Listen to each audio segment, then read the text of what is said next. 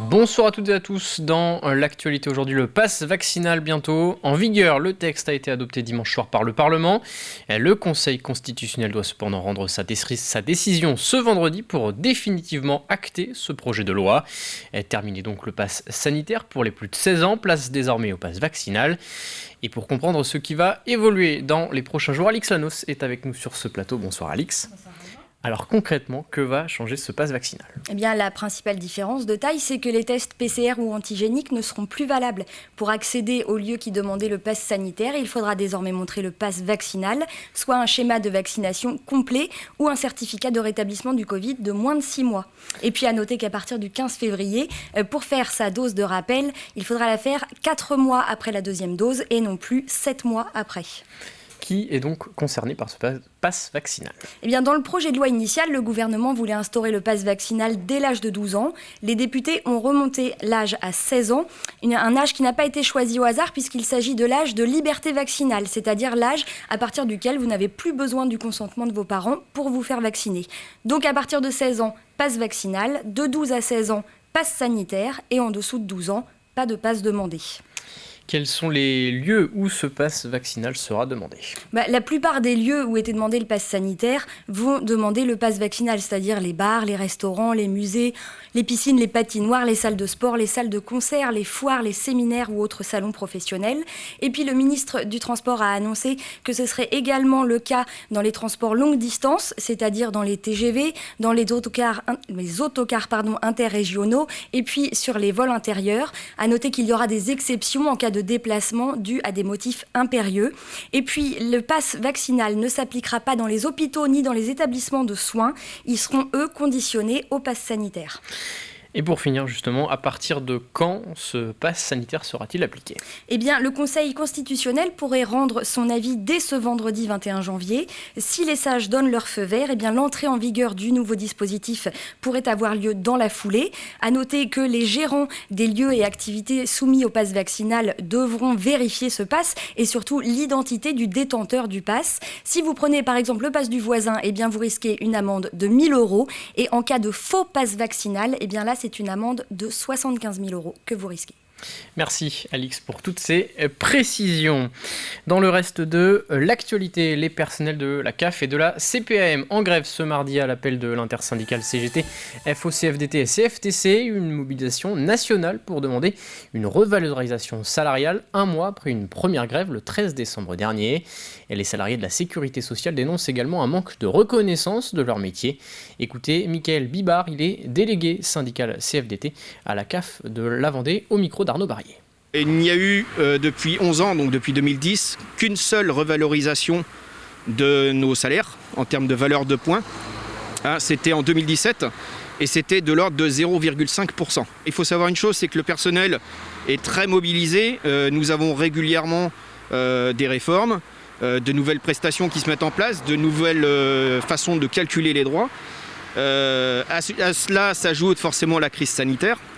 Donc c'est vrai que le personnel se mobilise de manière très forte pour justement pouvoir rendre le service public. Donc à côté de ça, il n'y a pas de revalorisation des salaires derrière, il n'y a pas de reconnaissance réelle. Au chapitre éducation, un point sur les chiffres prévisionnels des effectifs scolaires en Vendée pour la rentrée de septembre 2022. Selon les données de l'Académie de Nantes, il devrait y avoir 568 élèves en moins par rapport à septembre 2021 dans les écoles maternelles, élémentaires et primaires. En revanche, dans les collèges et les lycées, 303 élèves sont prévus en plus par rapport à septembre 2021.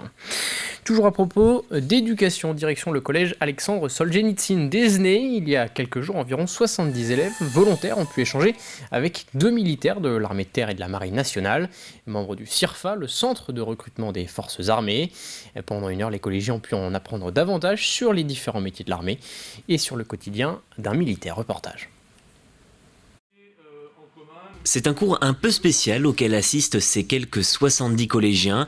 Ils se sont tous portés volontaires pour cet échange avec l'armée de terre et la marine nationale.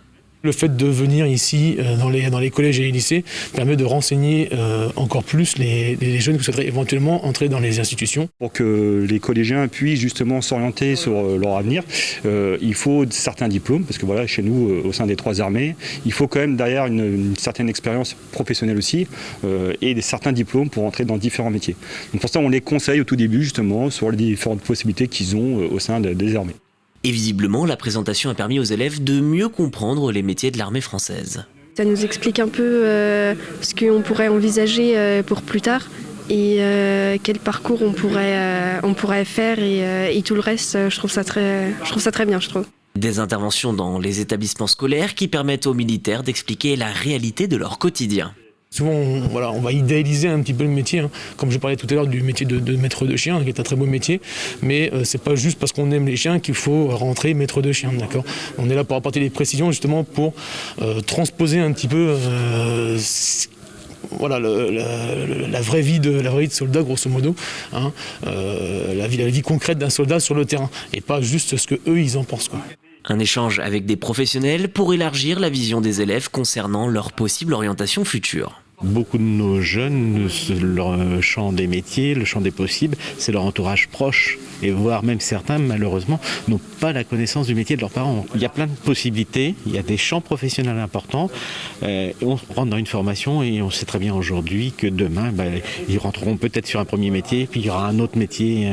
La carrière ne sera pas uniquement dans le même métier toute la vie. Et c'est ça qui est important, c'est de savoir rebondir et de savoir qu'il faut toujours travailler pour pouvoir progresser. En 2020, selon les chiffres du ministère des Armées, 26 000 jeunes ont été recrutés ainsi par l'État. On termine ce journal avec un mot de sport et d'environnement et direction Pouzauges. Pour lutter contre le gaspillage de vêtements et d'articles de sport, l'association La Sportive, soutenue par le Comité olympique et sportif de Vendée, a lancé une recyclerie en ce début janvier. Des points de collecte sont disposés un peu partout dans la ville pour permettre aux particuliers, aux clubs de sport ou aux entreprises d'y déposer leurs articles ou matériel de sport non utilisés. Et la collecte se poursuit jusqu'au 23 janvier. J'achète un équipement, j'en fais usage, mais qu'est-ce qu'il devient après ?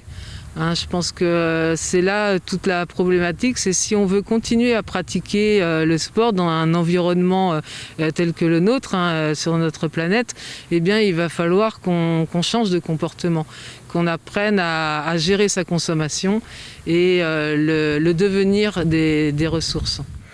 Et une vente éphémère sera ensuite organisée le samedi 29 janvier dans la galerie marchande de Super U à Pouzauges. C'est la fin de cette édition. Merci à tous de l'avoir suivi. Rendez-vous demain de 7h à 9h pour un nouveau point sur l'actualité dans la matinale. Très bonne soirée sur TV Vendée.